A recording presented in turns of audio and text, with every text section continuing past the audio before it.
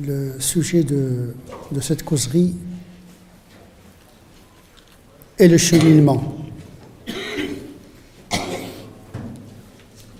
On peut le traduire en arabe par as-suluk ou bien par as-sayr. On est musulman pour certains d'entre nous, mais on le devient également. Il y a des gens qui ne sont pas nés musulmans, mais qui sont devenus musulmans. Ils sont passés de l'étape non musulmane à une étape de l'islam. C'était le cas des compagnons du prophète sallallahu alayhi wa sallam. C'est une génération qui est issue de l'Jahiliya, c'est-à-dire l'époque de l'ignorance, et qui sont passés à l'époque de l'islam. Mais être dans l'islam, ce n'est pas un point d'arrivée. C'est-à-dire qu'avec l'islam, le cheminement commence. Et donc, il y a des étapes.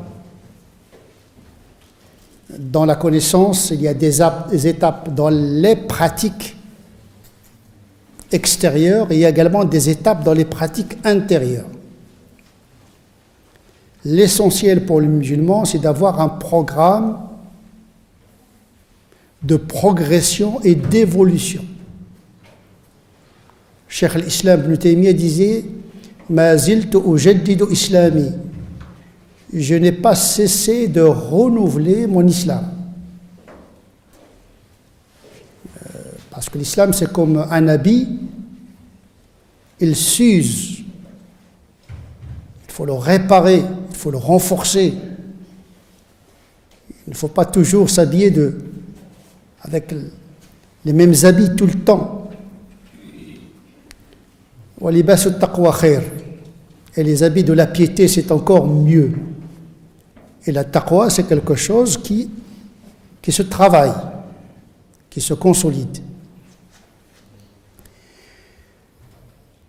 Et donc, le cheminement suppose un chemin.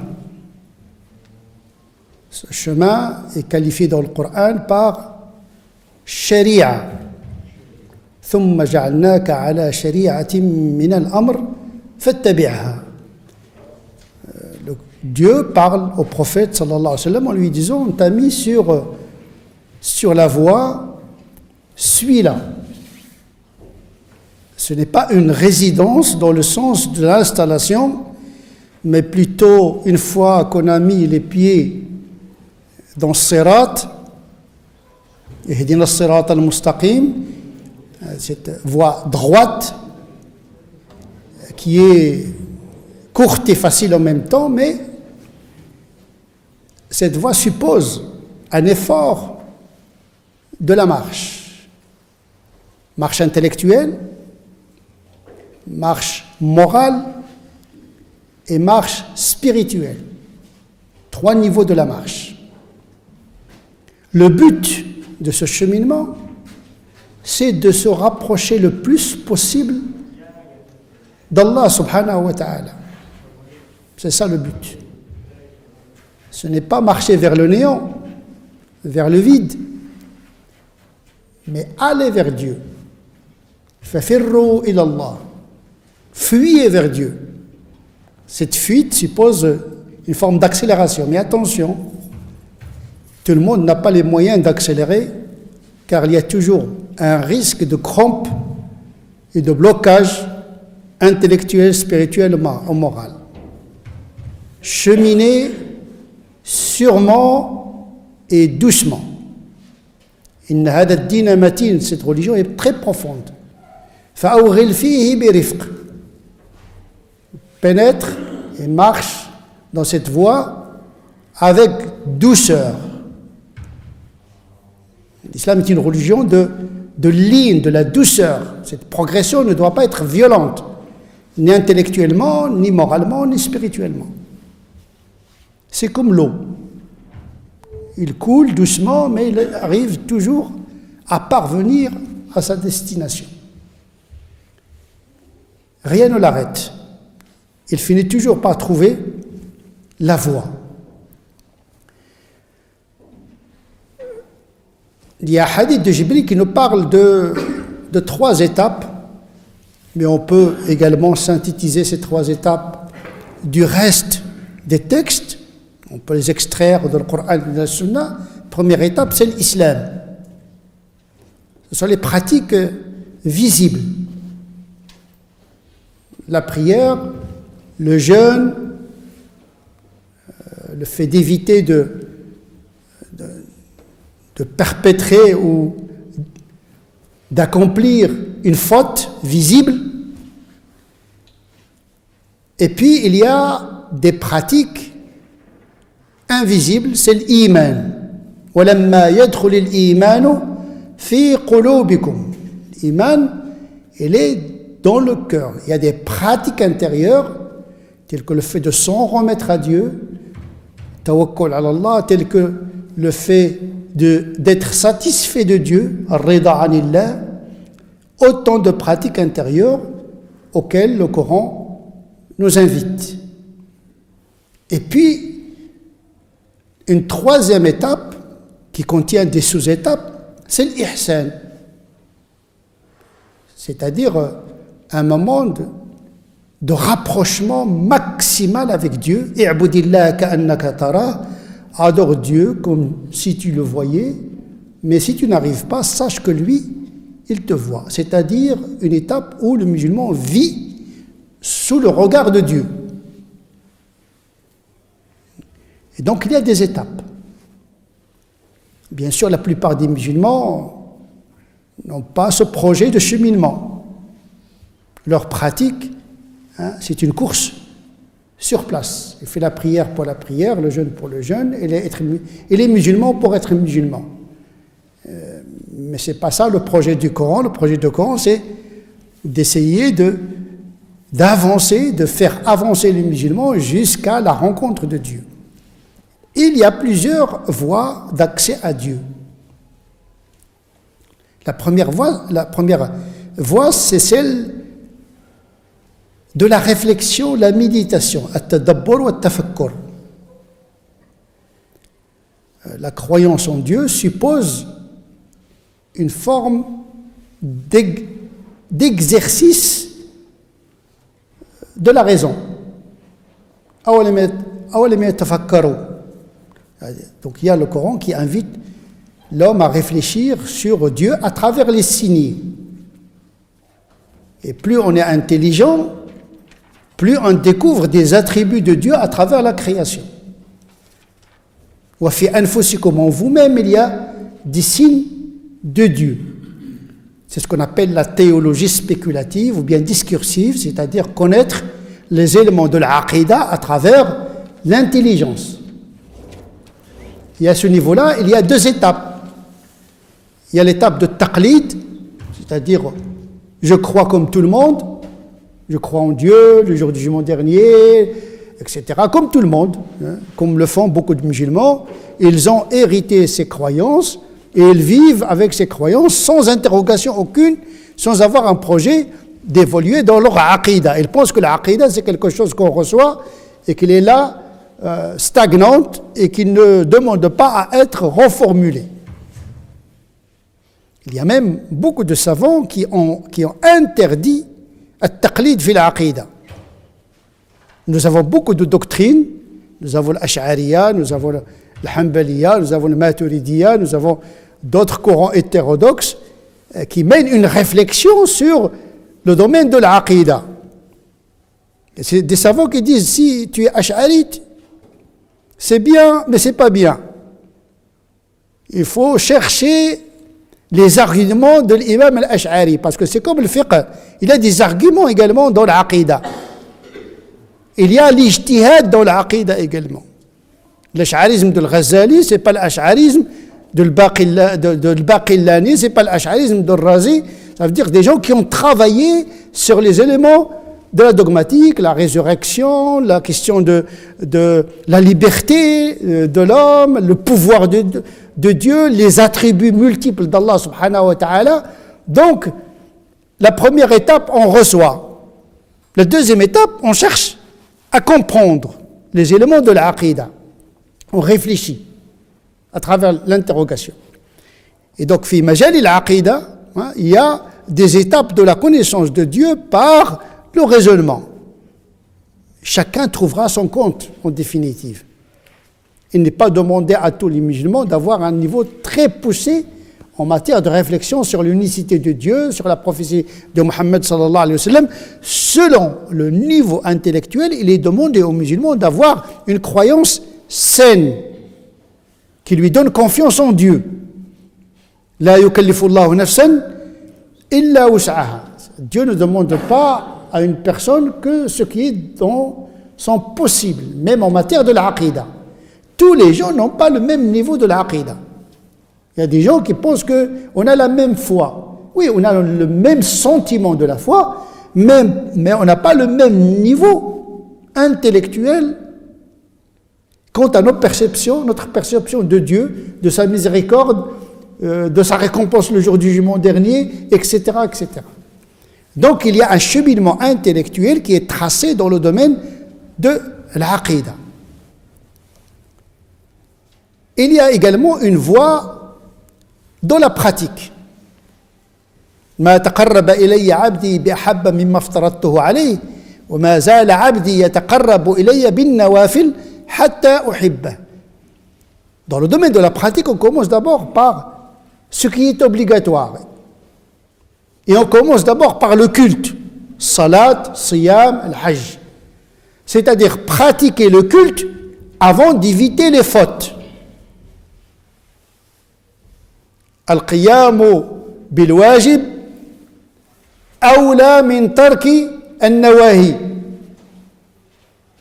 Il y a des gens qui pensent commencer d'abord par laisser les péchés pour pouvoir s'adonner aux obligations. Ils inversent le cheminement. La première des choses que le musulman doit accomplir après la foi, les 5 prières, le jeûne du mois de Ramadan, le pèlerinage, même s'il commet des péchés parallèlement. Parce qu'il doit commencer par salat. Inna salata tanha anil fahsha'i wal munkar. La prière est justement là pour aider les musulmans à éviter le maximum possible de fautes. Dans l'éducation de nos enfants, il faut toujours commencer par les devoirs avant les interdits. Et vous remarquez que les 5 piliers de l'islam, il n'y a aucun interdit dans les 5 piliers de l'islam. Il n'y a que des obligations pour ne pas se dissiper. On se concentre sur la prière, sur le jeûne, etc. Et en matière de l'interdit, on commence d'abord par éviter le kaba'ir. Parce que dans les péchés, il y a les péchés graves, il y a les péchés véniels. On n'aborde pas ce domaine-là sans avoir un programme. Il y a des gens qui ont le souci d'éviter les petits péchés, mais n'ont aucun souci à fournir un effort pour éviter les graves péchés, tels que l'orgueil, tels que le vol, etc., etc. Donc le cheminement dans les pratiques, ça commence par les obligations cultuelles, les devoirs moraux les plus essentiels, birrul walidain, la piété filiale, avant même d'éviter les interdits. Et en matière des interdits, on commence par le kaba'ir, puis as-sagha'ir. Il y a une autre voie aussi, ce sont les pratiques intérieures. Il y a une charia extérieure, il y a une charia intérieure.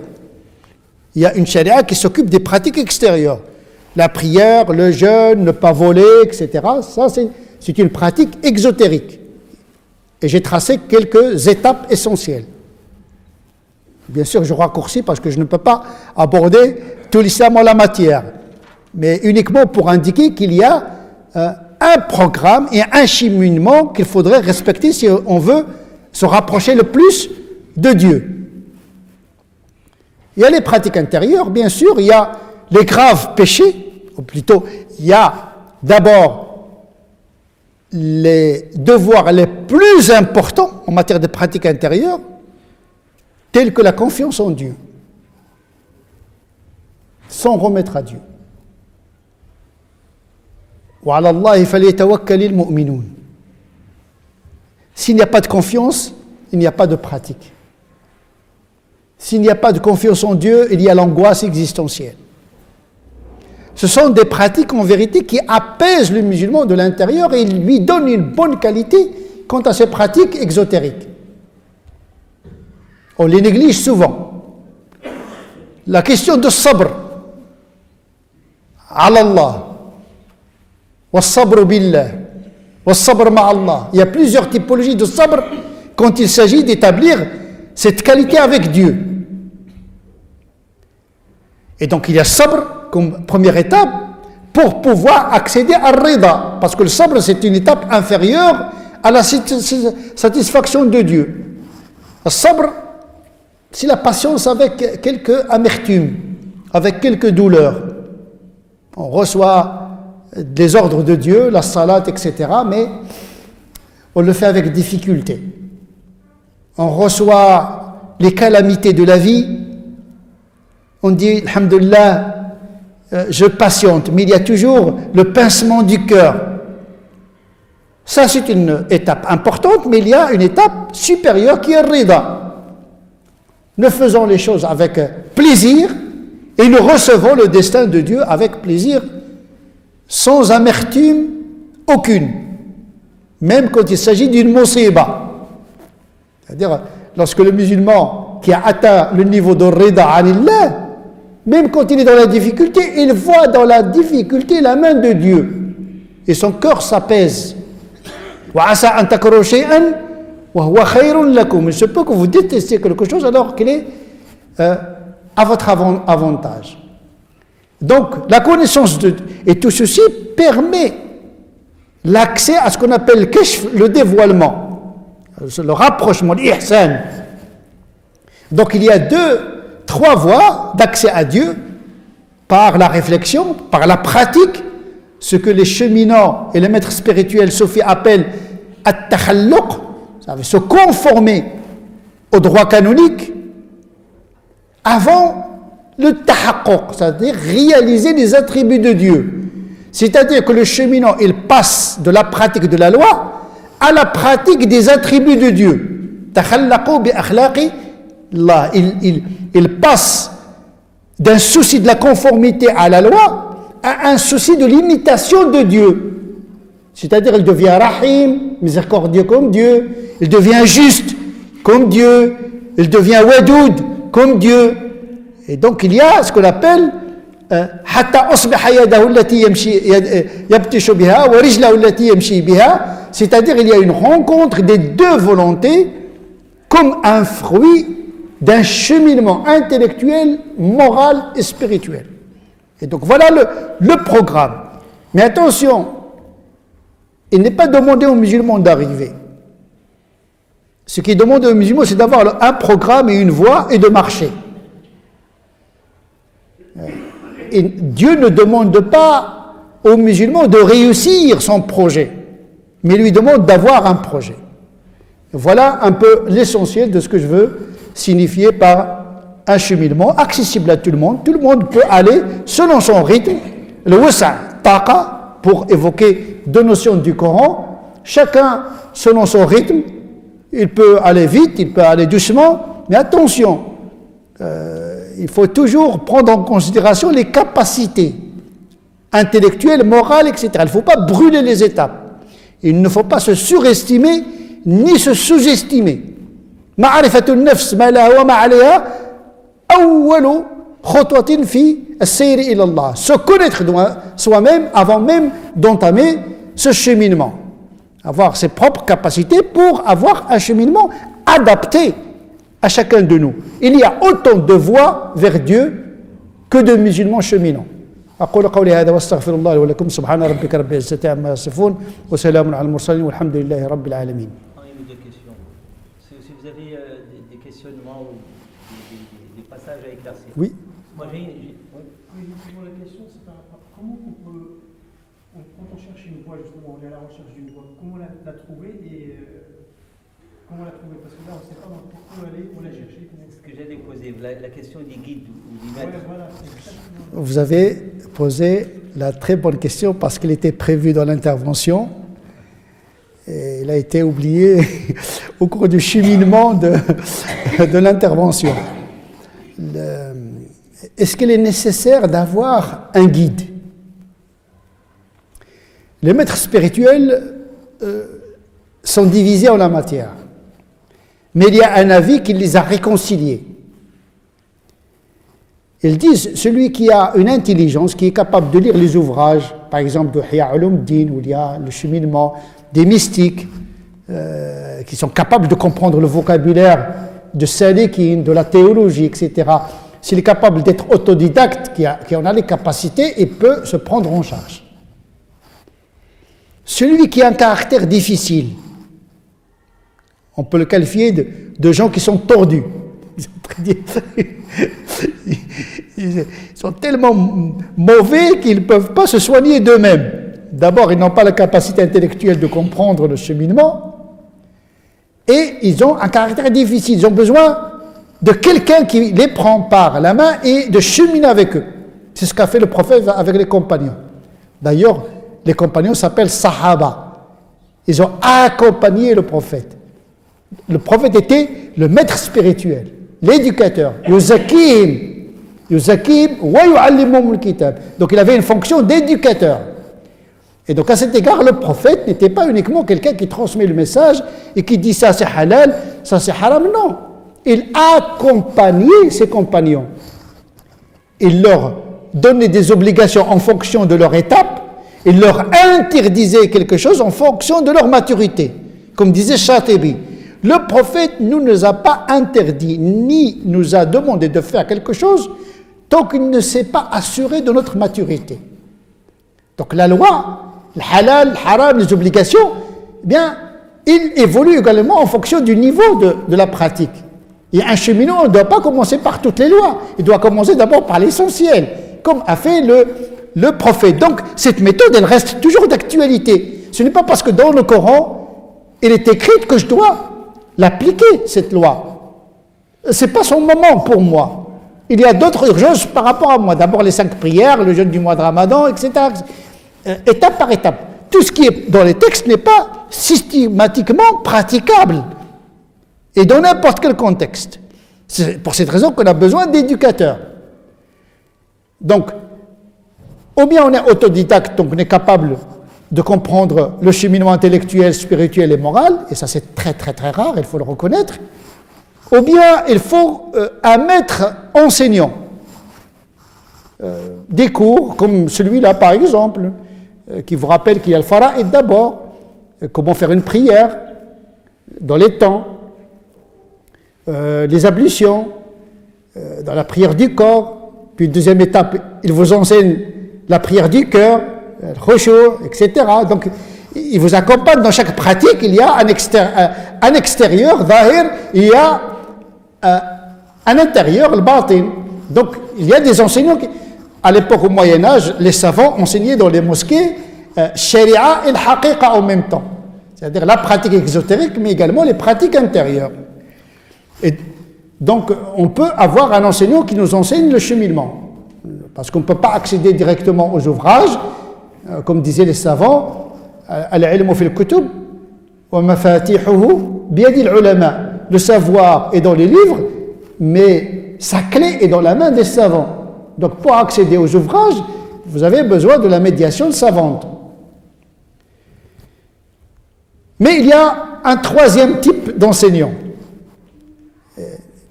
Il y a Shaykhu Ta'lim, c'est ce que je viens de dire, c'est lui qui enseigne tout simplement. Et puis il y a Shaykhu Ta'lim wa Tarbiya, un cheikh qui enseigne et qui éduque en même temps. C'est-à-dire il connaît ses disciples et en fonction des disciples, il leur prescrit les pratiques qui leur conviennent, comme faisait le prophète sallallahu alayhi wa sallam. Il enseignait à X ce qu'il n'enseigne pas à Y.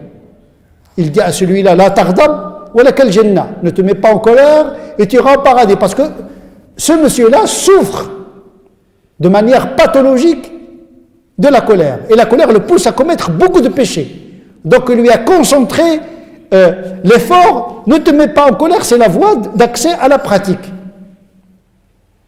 D'autres, on voit dans les hadiths du professeur la multiplication des pratiques. Afdalul a'mal, parfois il dit la meilleure des actions c'est ça. Et puis on trouve encore la meilleure des actions c'est ça. Mais en vérité, en rapport à la situation et en rapport à l'individu qui lui pose la question. Anta ma'a man ahbabt. Oh prophète, je ne pratique pas beaucoup de choses, sauf que j'aime Dieu et son prophète. Eh bien, tu seras avec Dieu et le prophète. Il enseigne que l'amour est une pratique. L'amour de Dieu est une pratique. Et que peut-être c'est la pratique la plus importante. Parce qu'une prière sans amour n'a aucun sens. Mais attention, aimer Dieu, ça ne veut pas dire ne pas lui désobéir. Ce n'est pas antinomique. On peut aimer les parents et leur désobéir, mais ce sentiment-là, il reste inaltérable. Même avec les fautes, il y a toujours l'amour de Dieu et de son prophète. Il faut conserver, il faut dire aux musulmans, ça c'est une pratique. Mais il faut des maîtres qui mettent en relief ces formes de pratiques et les rationalisent. Donc effectivement, il faut de l'enseignement, c'est comme le fiqh, c'est comme la aqidah, c'est comme la physique, c'est comme les mathématiques, c'est comme la menuiserie, c'est comme le bâtiment. On a besoin de maîtres qui nous enseignent. Eh bien oui, le cheminement, ou bien il passe par l'autodidaxie, quelqu'un qui est capable de comprendre par lui-même, ou bien par l'écoute de l'enseignement d'un maître, ou bien le fait de fréquenter, il y a aussi par sohba, par le compagnonnage, deux individus qui ont le même niveau moral et spirituel qui se tiennent par la main et s'encouragent mutuellement, ou bien avoir un maître spirituel qui enseigne, qui éduque en même temps à partir de ce qu'il connaît de ses disciples. Ce maître-là, il doit réunir beaucoup de conditions, la psychologie, la connaissance des gens, la pédagogie, etc. Il ne doit pas enseigner les gens en fonction de son niveau spirituel, il doit les enseigner à partir de leurs conditions spirituelles et morales. Il éduque les gens par le savoir et pas par son état spirituel. Donc il y a aussi des ouvrages qui parlent des conditions pour être un maître spirituel et éducateur. Ce n'est pas donné à tout le monde.